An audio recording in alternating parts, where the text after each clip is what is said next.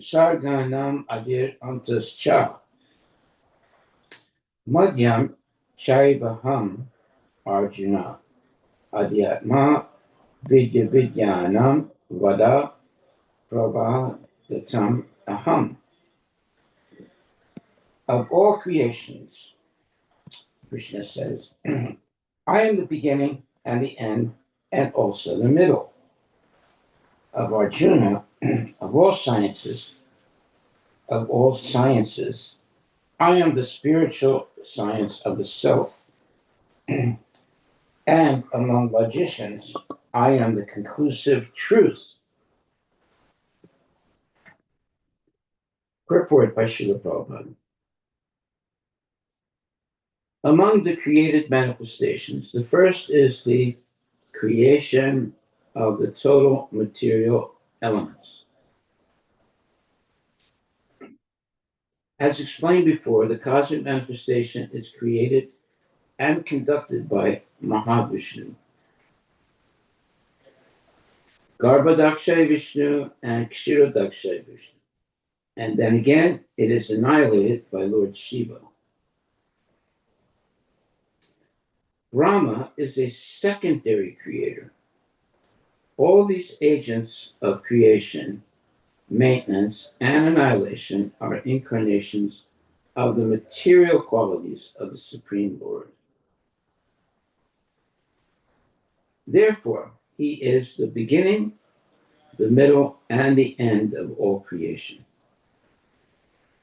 For advanced education, there are various kinds of books of knowledge, such as the 4 Vedas. There are 6 supplements, the Vedanta Sutra, books of logic, books of religiosity, and the Puranas. So altogether, there are 14 divisions of books of education. Of these, the book which presents Adhyatma Vidya, spiritual knowledge in particular, the Vedanta Sutra, represents Krishna. Among logicians, there are different kinds of argument. Supporting one's argument with evidence that also supports the opposing side is called jalpa. Merely trying to defeat one's opponent is called vitanda. But the actual conclusion is called vada. This conclusive truth is a representation of Krishna. Text 33. Aksharananam akarosmi dvandva samasikasyacha aham evak shayakalo tataham visvato mukha. Of letters, I am the letter A. And among compound words, I am the dual compound.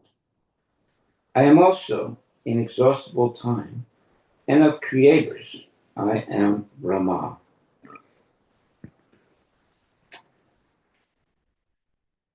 Purport by Srila Prabhupada. Akara, the first letter of the Sanskrit alphabet, is the beginning of the Vedic literature. Without akara, nothing can be sounded.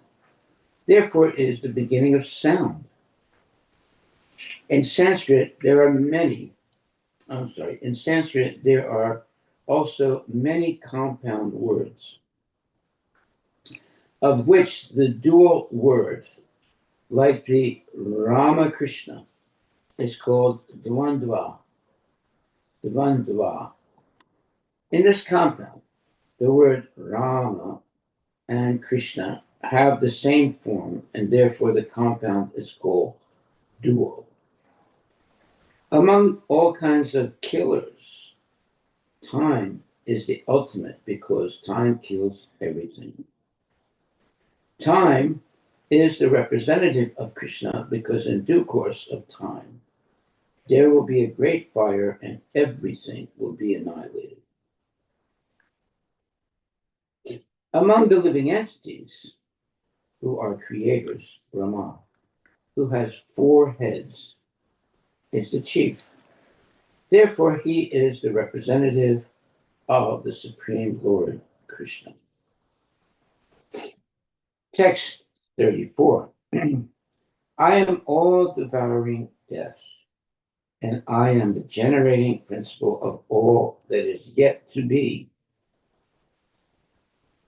Among women, I am fame, fortune, fine speech, memory, intelligence, steadfastness, and patience. Purport by Srila Prabhupada. As soon as a man is born, he dies at every moment. Thus, death is devouring every living entity in every moment. But the last stroke is called death itself. That death is Krishna. That death is Krishna. As for future development, all living entities undergo 6 basic changes.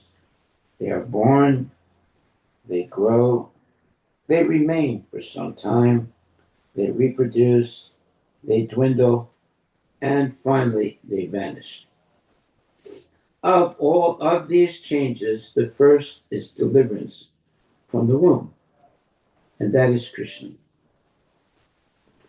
The first generation is the beginning of all fruitive activities.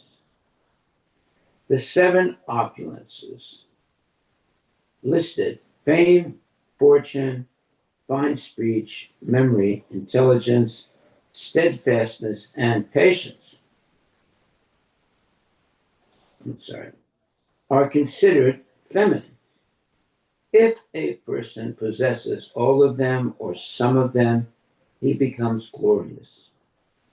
If a man is famous as a righteous man, that makes him glorious. Sanskrit is a perfect language and therefore very glorious. If after studying one can remember a subject matter, he is gifted with good memory, or smriti, and the ability not only to read many books on different subject matters, but to understand them and apply them when necessary is intelligence, metha, another opulence. The ability to overcome unsteadiness is called firmness or steadfastness, dhriti. And when one is fully qualified, yet humble and gentle, and when one is able to keep his balance both in sorrow and in the ecstasy of joy, he has the opulence called patience or kshama. Very nice. So we have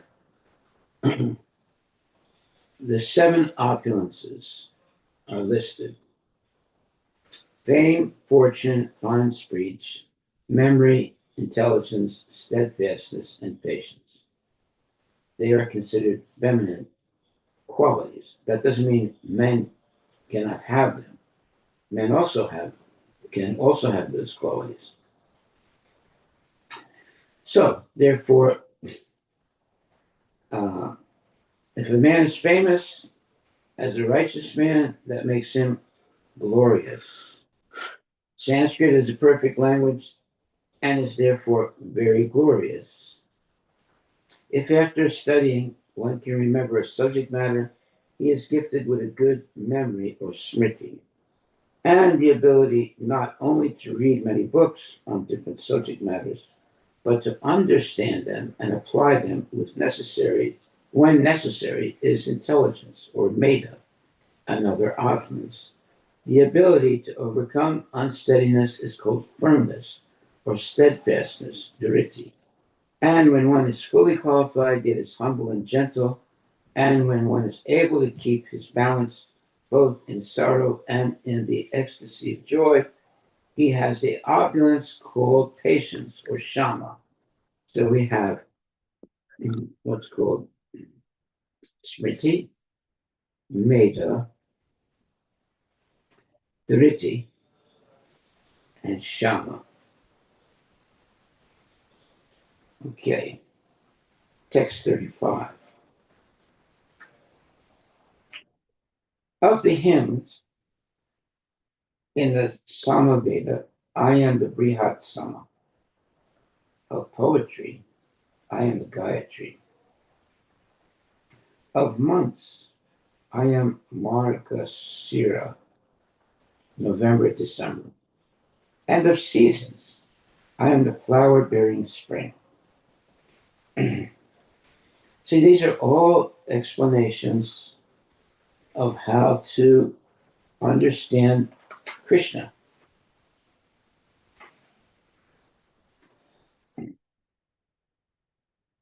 Purport. It has already been explained by the Lord that amongst all the Vedas, he is the Samaveda.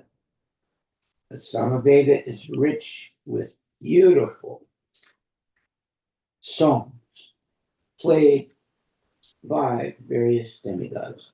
One of these songs is the Brihat Soma, which is an exquisite melody and is sung at midnight. Wow. Hmm. In Sanskrit, there are different rules that regulate poetry. There are definite rules. Oh, I'm sorry. There are definite rules that regulate poetry, rhyme, meter, and are written, that are not written whimsically, as in much modern poetry. Amongst the regulated poetry, Gayatri Mantra, which is chanted by the duly qualified Brahmanas, is the most important. The Gayatri Mantra is mentioned in Srimad Bhagavatam because the Gayatri Mantra is especially meant for God realization. It represents the Supreme Lord. The mantra is meant for spiritually advanced people, and when one attains success in chanting it, he can enter into the transcendental position of the Lord. One must first acquire the qualities of the perfectly situated person, the qualities of goodness, according to the laws of material nature, in order to chant the Gayatri mantra. The Gayatri mantra is very important in Vedic civilization and is considered to be the sound incarnation of Brahman, Brahma, or its initiator, and is passed down from him in cyclic succession. The month of November, December is considered the best of all months because in India, grains are collected from the fields at this time, and the people become very happy. Of course, spring is a season universally liked because it is neither too hot nor too cold, and the flowers and trees blossom and flourish. In spring, there are also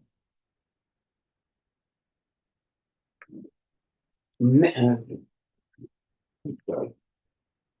In spring, there are also many ceremonies commemorating Krishna's passing.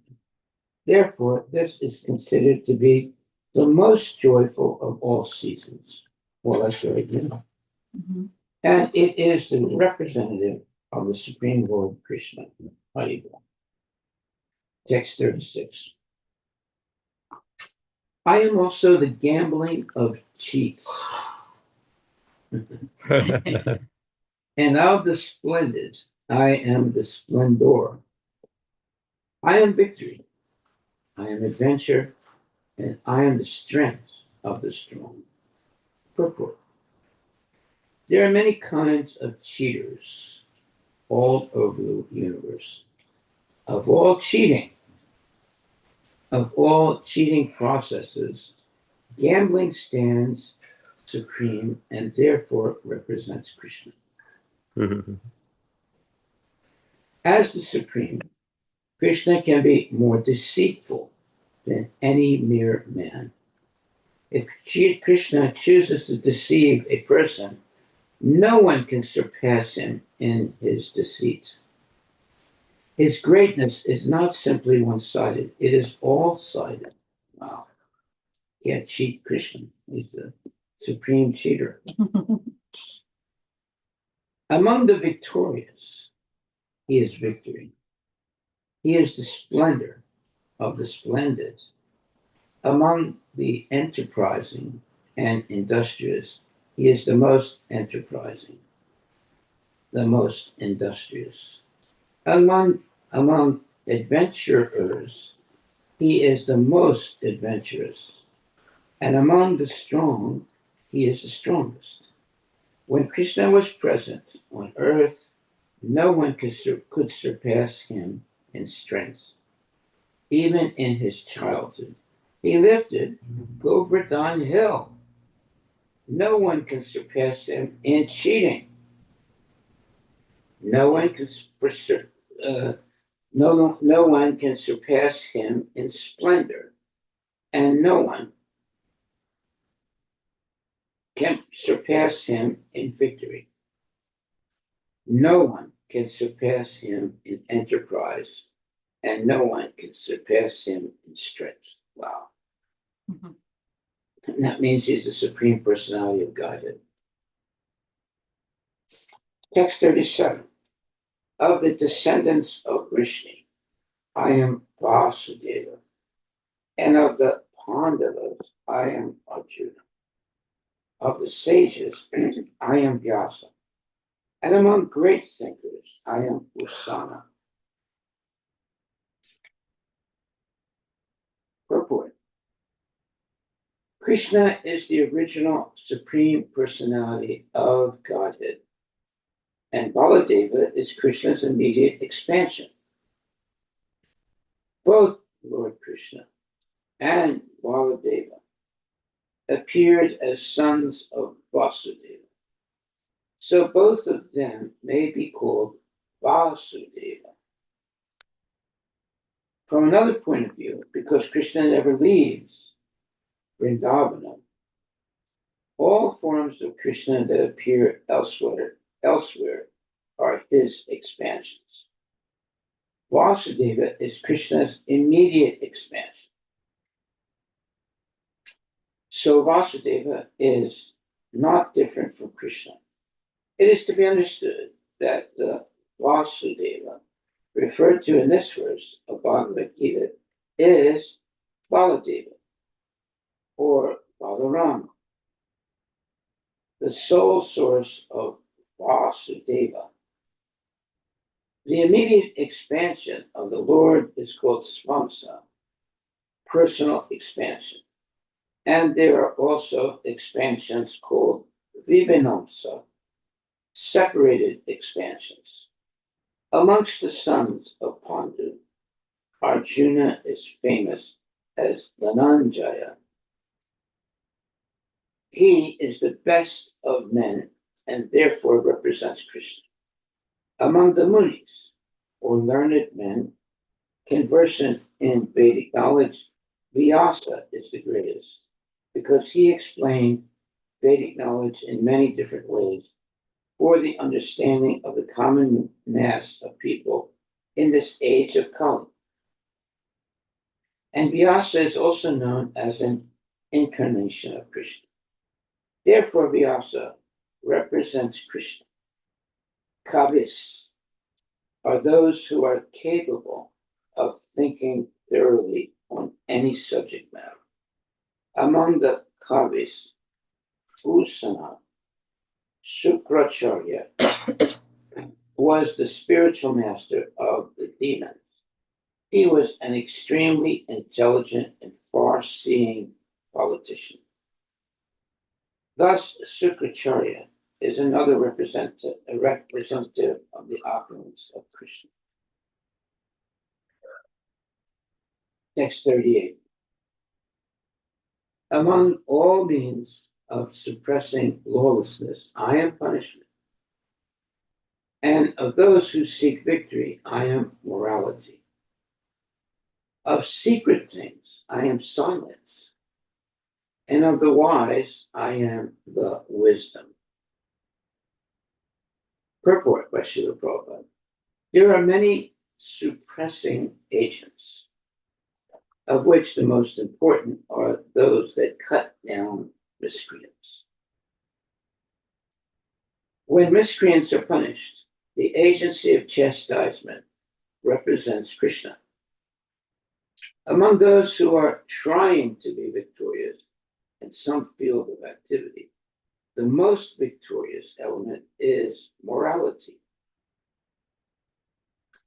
Among the confidential activities of hearing, thinking, and meditating, silence is most important because by silence, one can make progress very quickly.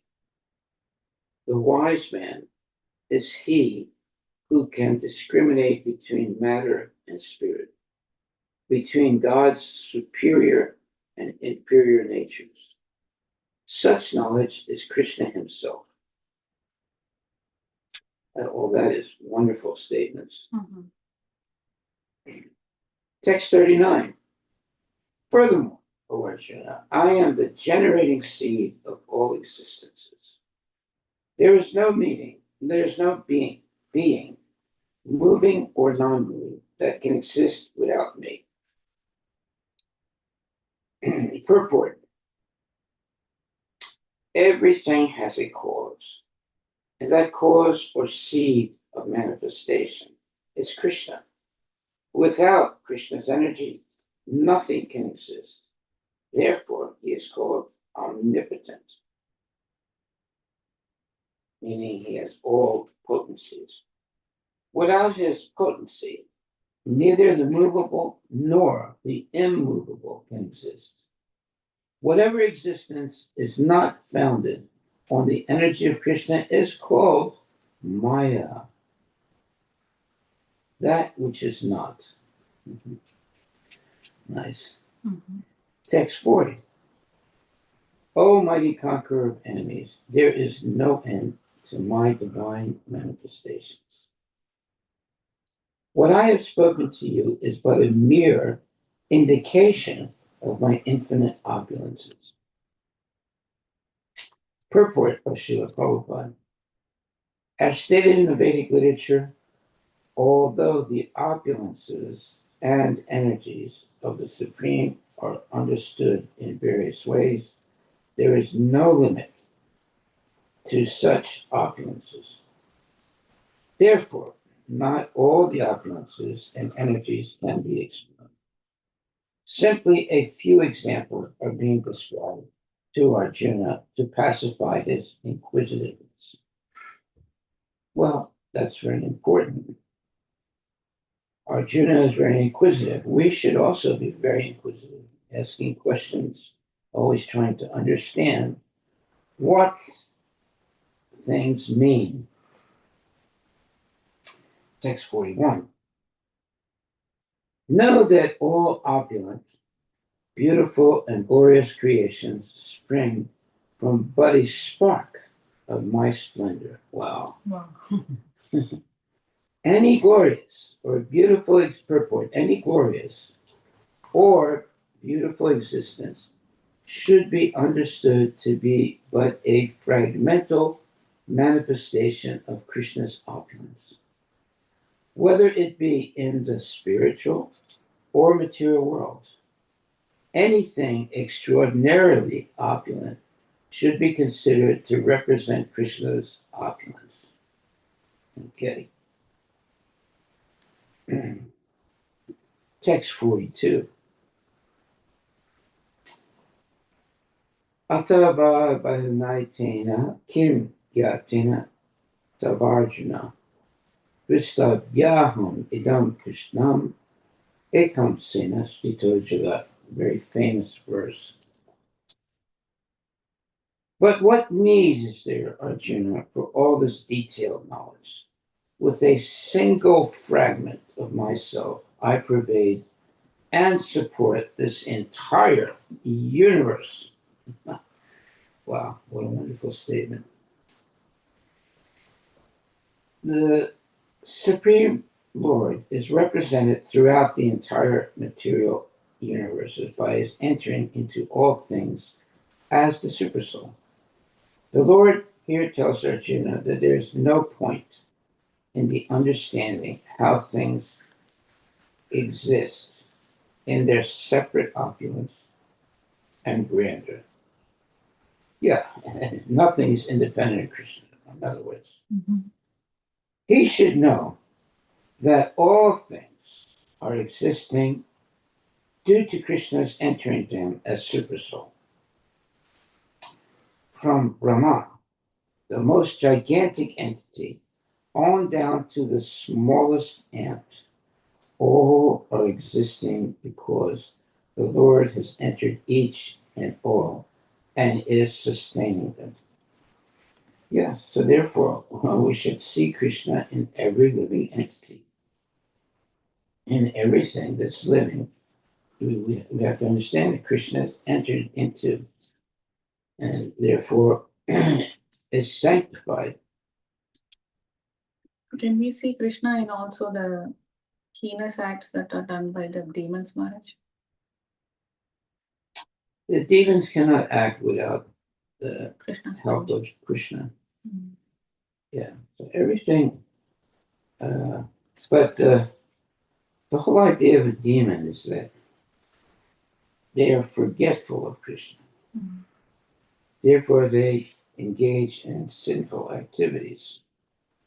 But when they are punished, they correct themselves. They see Krishna and they act properly, or at least most of them do. Some of them may not. Mm-hmm. So everyone has Krishna in their hearts, even the demons. So everyone is a child of the Lord.